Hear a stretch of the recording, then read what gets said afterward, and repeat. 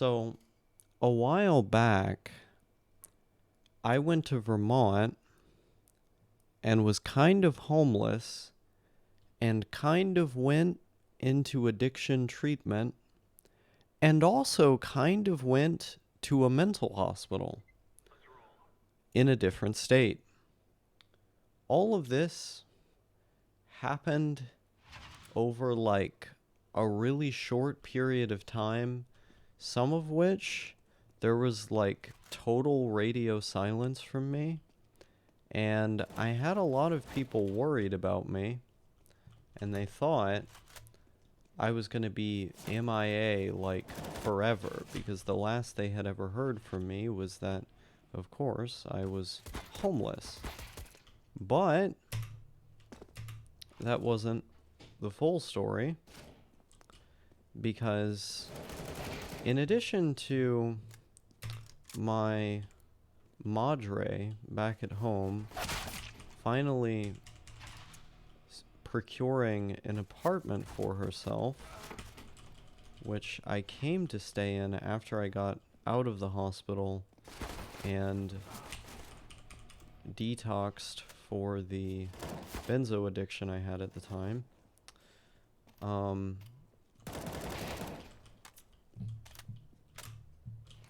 I said in addition to, right? It's impossible for me to multitask. Basically, basically, I got on a bus to get back home after all was said and done, and in the process, like, I was awake for maybe 4 or 5 days, and on that bus ride, like, I ended up just going fucking insane. Um, I was riding on the bus into North Carolina, and I came to believe that there was this intergovernmental, intercontinental conspiracy that was all directed against me. I thought all of these different agencies were conspiring with one another to fabricate evidence, and it was all with the sole intention of making me out to be some kind of comic book villain who did a bunch of things that I did not do. Um, and this all culminated in me being on the bus like a couple hours before, we got to the station where, we were supposed to sit for a couple hours to switch drivers. And these voices like shouting in my head this really bad poetry that I thought the bus driver was I guess reading over the intercom. I think that was one of the delusions, and eventually it morphed into being literally directed at me. Like, I thought these poems were commenting on events in my life and musicians that I liked, and they were accusing me of doing things that I hadn't done. Um, and it was all very terrifying, because I thought, like, this bus driver is like the state agent that is that's taking me down, you know? And suddenly I started having all of these visions of cops coming onto the bus, and fucking with me and wrecking my shit, and looking through my books, and like using the fiction the fiction that I was reading as like proof that I was this, you know I was this international criminal, basically. Even though they were just fictional books, like, I don't even know how you can tie those two things together. But I believed it. And so I end up looking at the person who was next to me on the bus, who was like this random African American girl. They morphed and shapeshifted into into a man in a dress at some point. Um, and then, has no one tried to defuse the fucking bomb? Wait, why can't I defuse the bomb? Why can't I defuse the bomb? This is, no. Bro. Oh, oh. It's our bomb. We're not the, we're the terrorists. We're not the counter terrorists. I'm so dumb. I'm so dumb. Okay. Anyway, basically, um,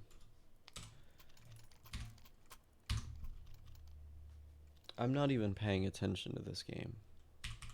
But basically, uh, I get off the bus at this point, and at this point, I think that there's like a 360 camera. Like, you know those cameras where you can um, move your mouse around and then like you see all angles in the room? I thought there was one of those, but inside of my head. And I thought through this 360 camera, the government is able to read all of my thoughts. And it was for this reason that I was trying to make as deliberate of an effort as I could to not have any quote unquote bad thoughts or thoughts about any sort of illicit activity, because I believed through this camera they were watching. Um, and I thought like it was basically a setup. Like they would let me into the bus station, and I thought they had a pre-planned script for me for like scenes that were set out for the movie that they were trying to make of like, we finally busted this guy, you know? Um and I thought, well, I'll just defy them. These people who are listening to me and recording me inside of my head, I won't give them the movie that they wanted. I'll walk off the set. So what I did was I walked out of the bus station and I just kept walking. And I called my mom on my phone, and I had this really elongated call with her saying, like, you know, I don't know where I'm going. Like, no matter what I did, would you love me? Like, I think some really bad people are after me, and I don't know what's happening. Like, I just sounded like I was spewing nonsense. It was really incoherent. And she kept saying, like, go back to the bus station. Go back, like, you know, you need to get home. You can't afford to do this. Like, you don't sound like you're okay. And I spend several hours just walking back and forth on this road. I lay down in the grass and I'm rolling around in the grass. Like, I thought, you know, that this is it for me. And at some point, I I start thinking like, I should just walk into the road, you know? I should just walk straight into traffic, and then it'll sort everything out if I'm dead, you know? There's no one to frame me. I thought the same car, I kept seeing the same exact cars driving up and down the road. And I thought there were people with cameras in them, law enforcement agents with cameras in them, watching my every move to frame me. And it was at this point that I was just like, I, I, the only way I can stop this frame up job is to just walk into a car. Just walk into the road. And, I walk around in the street for a little bit and cars are going by. And then eventually I have the bright idea, after enough failed attempts, people honking at me. I have another way. I have another way I can get out of this. And so I call the hospital and I'm telling them about my suicidal thoughts and stuff. And I thought, you know, surely medicine, surely doctors, they would be on my side, right? Like, you know, they could clear all of this up and they could clear up this conspiracy, is how I was thinking about it. I go to the hospital and I'm thinking that I'm in different states. I was in North Carolina. I thought I was in New York. Um, I started thinking that Joe Biden was trying to compel Congress to pass a bill to make it to where I could get emergency residency in the state of New York, so I could be I so in New York the governor could pardon me somehow. And I thought they were all on my side, in this grand conspiracy against me. They were going to clear everything up. Um, and I was saying this to the nurses. They must have thought I mean, I came in there for psychosis, so they probably knew I was nuts, but I must have just sounded fucking insane to these people. Like, um, I I kept having these dreams while I was in that mental ward that I confused for reality. I kept asking, am I going to jail? And at some point, one of the nurses comes in to inject me with some kind of thing. I don't know if it was an antipsychotic or something, but I had this consistent delusion that one of the people who was there at the hospital was this person my father knew back at home, and I thought this was a drug addict person that my father knew back at home. And I thought he was trying to inject me with fentanyl, and he became a nurse in this world, and he was one of the people who was in on the conspiracy. And of course I was just totally hallucinating him, like he was not there. But that was terrifying when that happened.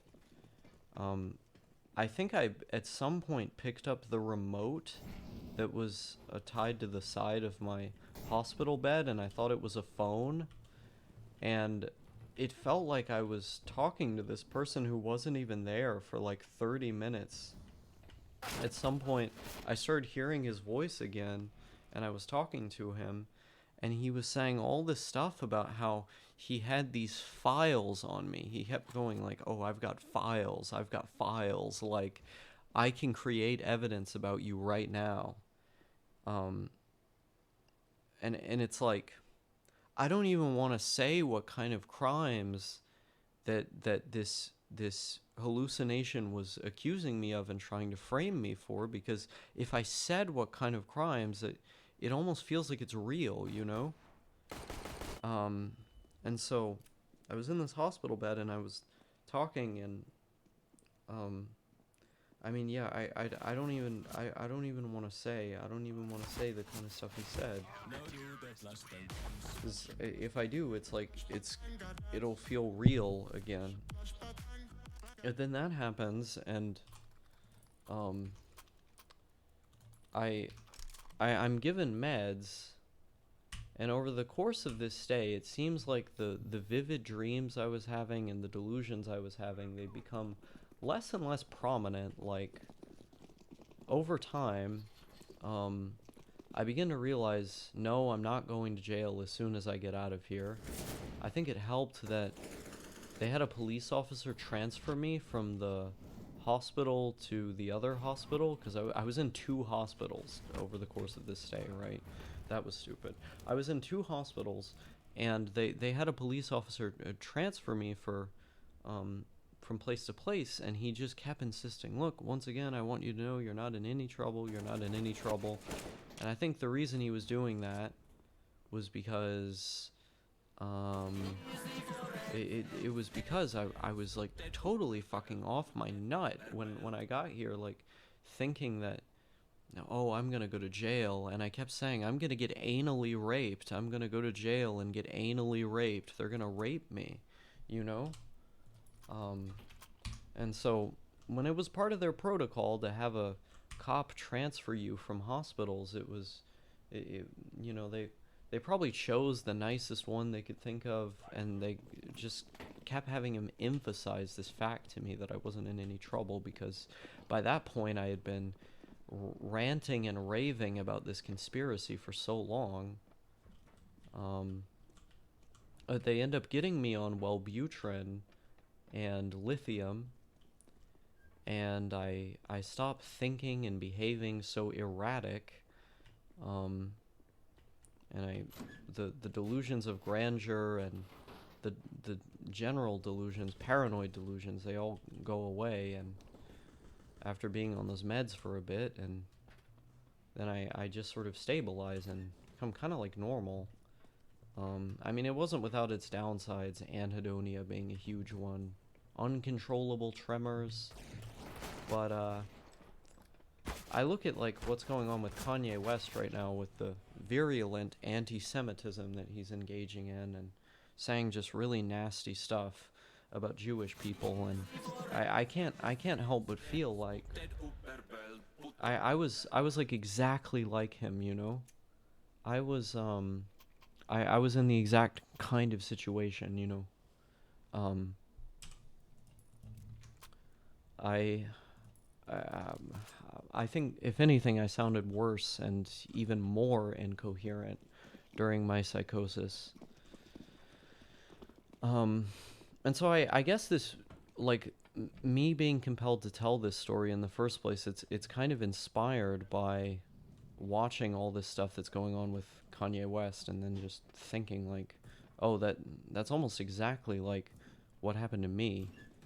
Um, no, I know the common response is like, oh, that's just a billionaire, you know, that they could pay for everything in the world. Their suffering doesn't exist or it doesn't matter. But um, when it's that kind of psychosis, and then you can see situations that are analogous in your own life, it's like it doesn't make the person not responsible for the kind of rhetoric that they're engaging in, which invariably affects people's lives in a negative way. But you know, you can at least understand where it's coming from, and you know, because of that, I guess I've been emotionally affected by the whole ordeal.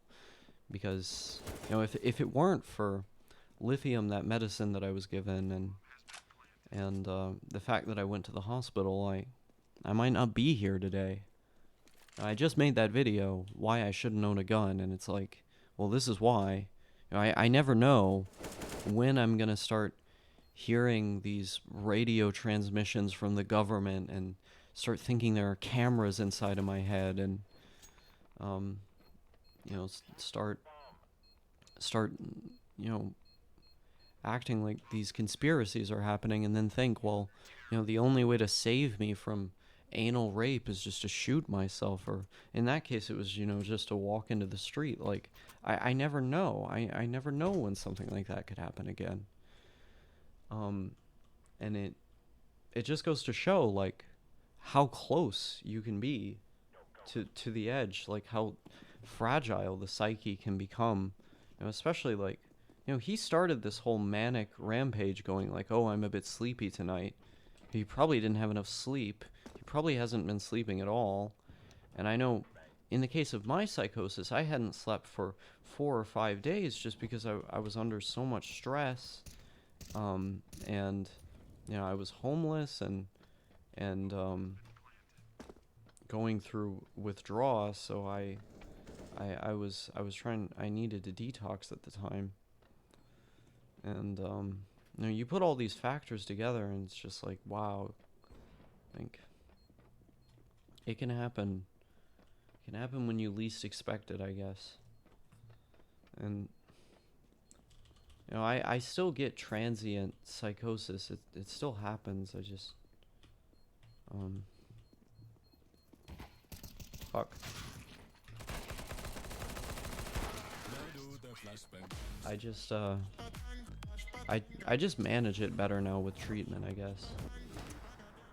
You know, I came into this video thinking I wanted to tell the story, and every time I tried to verbalize the details that I've expressed over time to close friends of mine, it took a lot of effort to describe. I just, I found myself like physically uncomfortable trying to voice them in this video.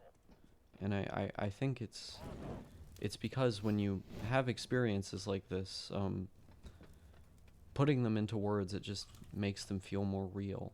and that's the last thing you want to do because they're so terrifying. Um, yeah,